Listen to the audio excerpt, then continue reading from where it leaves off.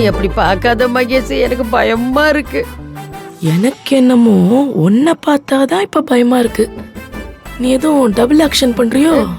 Double ஆக்ஷனா? ஆமா. இங்க நான் சொல்றது கேக்குற மாதிரி எங்க அக்காவா, அங்க அவங்க சொல்றத கேக்குற மாதிரி ஆத்தாவா? சரி, அது எப்படி அவங்க 2 பேரும் ஒண்ணு சேரலங்கிறது உனக்கு தெரியும்? அதான் நீயே சொல்லிட்டில்ல மகேஷ். நான் எங்கம்மா சொன்னேன்? அந்த சாமி தானே அப்படி சொல்லுச்சு. ஓ, சாமி சொல்லுச்சு. இத நான் நம்பணும். என்ன மகேஷ், என்ன நம்ப வேண்டாம்?